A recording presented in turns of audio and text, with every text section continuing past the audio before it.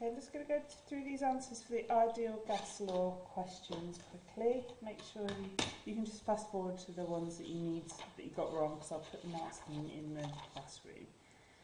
So, question 1, we did look a little bit at this in the lesson. I'll quickly show you how to do it again. Okay, so you've got these 2 gas bottles, and initially the valve is closed. Because of Boyle's law, we know that PV before, so the initial PV will equal PV final. Okay, but PV initial, you've got 2 different bottles, so you need to do X and Y separate. So in X you've got P and 2V, and in Y you've got 2P and V. So then, and then after they join together, so we don't know what P is going to be, but V, you've got a 2V and a 3V, so you add them together, you get 3V, like so. And then you can do some cancelling because it makes it easier to see. So all the P's and the V's cancel. So you get left with 2 plus 2 equals this. What X is what value P is increased by, times 3. So that's 4 equals 3x, and so 4 over 3 is equal to x. So that is C. Okay? Question 2. In pressure inside an ideal gas is inversely proportional to its volume. State the 2 conditions necessary to complete the statement. You need a constant temperature,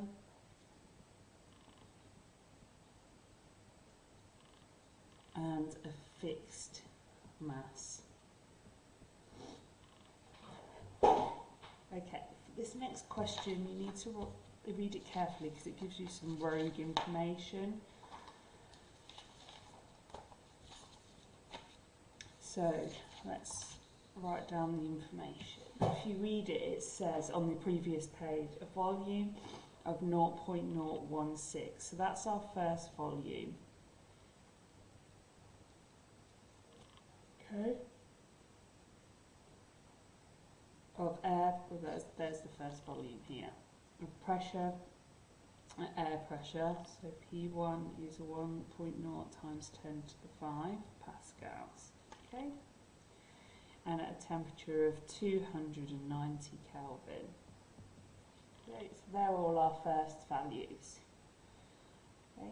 And then it says, under these conditions, the volume of air occupied by 1 mole is 0.024 metres cubed. That is just extra information. Any gas, 1 mole of a gas will take up that amount of volume if it's not trapped. Okay, so it's just extra information to confuse you. Right, and then we have situation 2. So we have a volume, which we don't know, because it's changed. We've got a new pressure, 4.4 times 10 to the 5, and we've got a new temperature, which is 350 Kelvin. And it says, in the following calculations, treat air as an ideal gas as having a molar mass of 0.029 kilograms per mole. And it says, calculate the initial volume of the final volume of trapped air in the gas. So, if we look at PV equals nRT, PV and T are changing, and N and R are constants.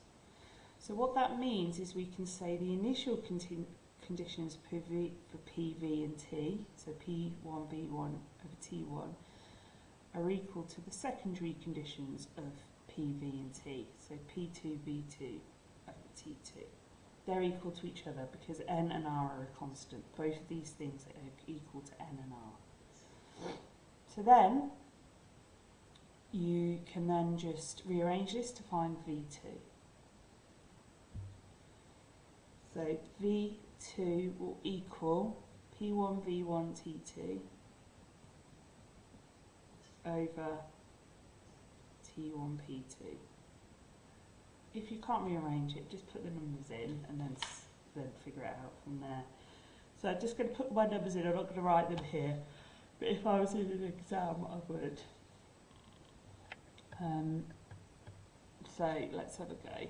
So P1, so I've got 1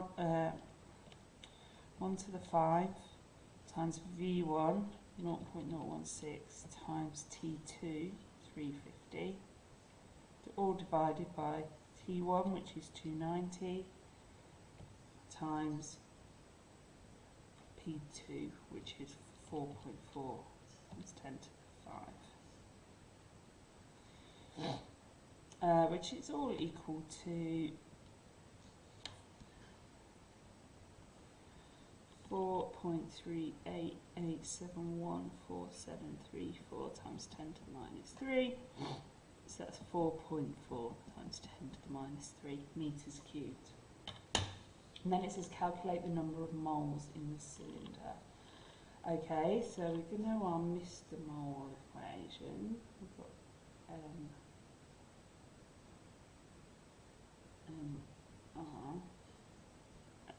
N, but we don't know M, so we're not going to be able to use this. So this would be my initial thinking. However, if I look back, I've got PV and T here, so I could use PV equals nRT because I know everything. So that's my initial thoughts was to go here, but I don't. I'm going to use this because I know this, this, this, and this. So N would be P1V1 over RT1. You could use the 2's as well. It's just I'm using the 1's because I know the values are correct. I'm not sure if this value for the volume is right, so I'm using the other one because I definitely know it's correct. So my N is going to be, when I do that, P1 times V1, times 10 to the 5 times V1, which is times 0.016, divided by R, which is 8.31, times T1, which is 290. And that brings my N out as 0.669279638. Okay, round it up, 0.66 moles. Now it says calculate the initial density of trapped air in the cylinder. So rho is M over V. Oh, now I'm going to get to use this, aren't I? Because I know V initially. So V1 is 0.016, but I don't know M. So the mass of the air is going to be Mr. Mole. My MR, it told me here at the start of the question, is 0.029. Look, it's there. And my number of moles is, I would use this number, 0.6639279638. Okay, so do that. And you get M is 0.11925391095.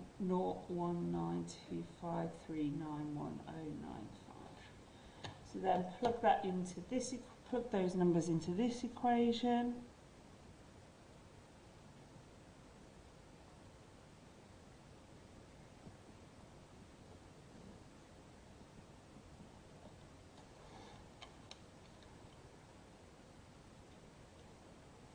And you get 1.203369434. So the answer is 1.2. Okay. Then it says, state and explain what happens to the speed of the gas molecules as the temperature increases. I'll just do it on the other page because there's a bit more space on the other side. But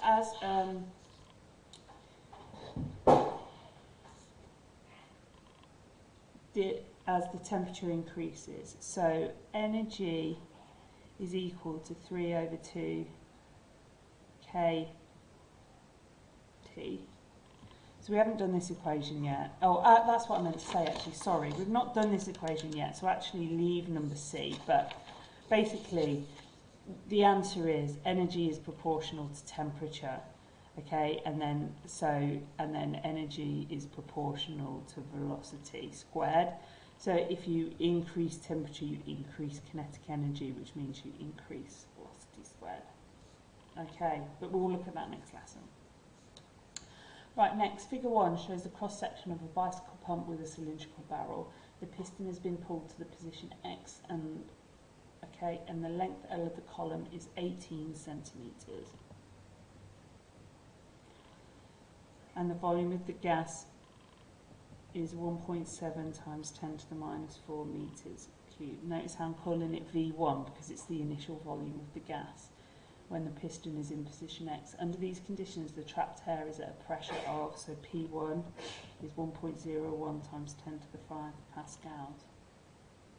And the temperature is 19 degrees. So temperature is 19 plus 273, which equals 292 Kelvin. Assume the trapped air consists of identical molecules and behaves like an ideal gas. Calculate the internal diameter of the barrel. So for this, you're going to use volume. Okay, the volume would be the area times the length. Okay, area is the barrel would be a circle, so it's going to be pi r squared. So if I substitute that in, I've got volume is pi r squared L, and I want to find r. So r will be V divided by pi L square rooted. I've got my V here and my L. So I'm just going to plug all of that in. So I've got the square root of V, which is 1.7 times 10 to the minus 4 over pi L, 0.18, all square rooted. Okay, that gives me an answer of 0.01733856983. It wants the diameter, so I need to times that by 2, which gives me an answer of 0.035 metres. Show that the number of air molecules trapped in the air is 4 times 10 to the 21. I've not got a lot of space here actually, I didn't realise it actually takes up a bit more space. First thing we need to do is find out how many moles we've got. So PV equals nRT, N is PV over RT. So if I take my numbers from the start, P is 1.01 times 10 to the 5, V is 1.7 times 10 to the minus 4, R is 8.31, and T is 292. So my N is 7.1 times 10 to the minus 3. Let me just check that answer. Okay, and then you need to find the number of molecules. So you're going to use your NaN equation. The number of molecules is Avogadro's constant times the number of moles. So 6.02 times 10 to the 23 times 7.1 times 10 to the minus 3.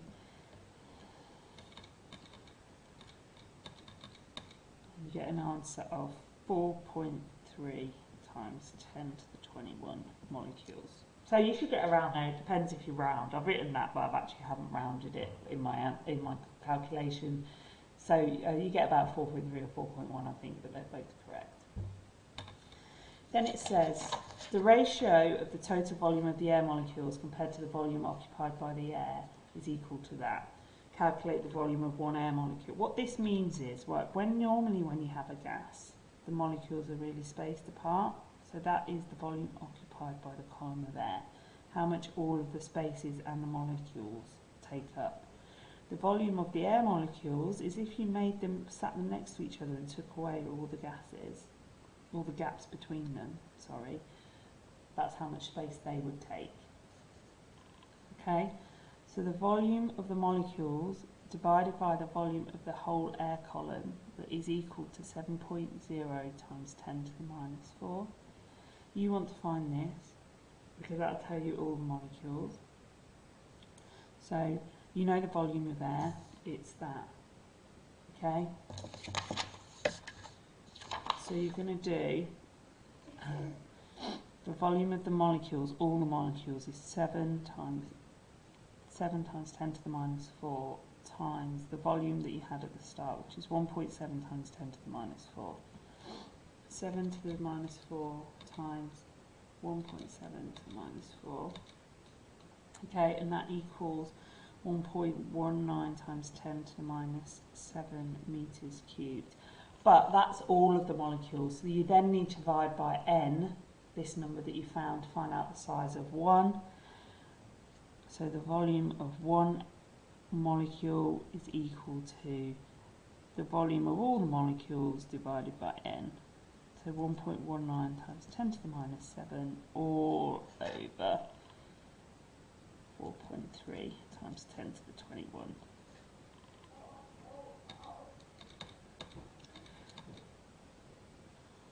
You get about 2.8 times 10 to the minus 29 meters cubed, depending on your rounding. I think it's probably a bit different in the mark scheme. I'll just check.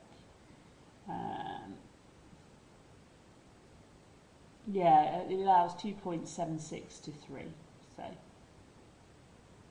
okay. Next, the ratio is important in supporting assumptions made in the theory of ideal gases. Explain how the value of the ratio supports two assumptions. So the two assumptions that it supports are that the volume of gas is negligible compared to the volume of a molecule is negligible compared to the volume of the gas as a whole. So the volume of a molecule, one molecule, is much, much smaller than the volume of the gas, the whole gas. Okay. It also supports that there are large gaps between molecules. So therefore, the time between collisions is much greater than the time of collision. Okay? Can't do B, so just ignore B. And then piston is pushed slowly inwards until the length of the column is 4.5 centimetres. Use the data to show that P is inversely proportional to L. So if P is proportional to 1 over L, that means P times L is a constant. So you just take 3 values from here to prove it's a constant. So I'm going to take this one. So I'm going to do P first. So that's 3.6 times L, which is 5, and that is 18. I'll take another one. I'll do this one. 9 times. You do this with a ruler, okay? I haven't got one on me. But so the next one would be 2 times 9, which is 18. And then you can do this one, 15. Okay, so 1.4 times 15, which is, it says it's 21, but I might not draw mine out this way, I have to get a ruler.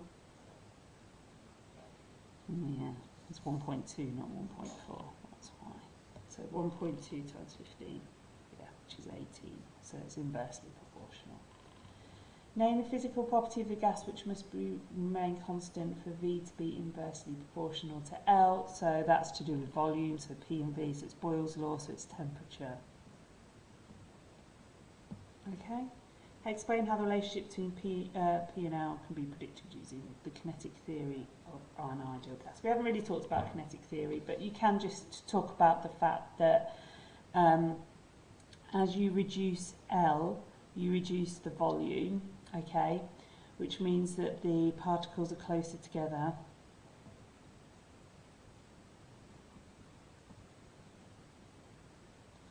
Which means there are more frequent collisions.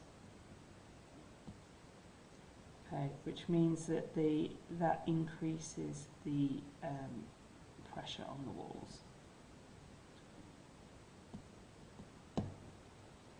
Okay. Right, anything then you're not sure about we can talk about in the lesson.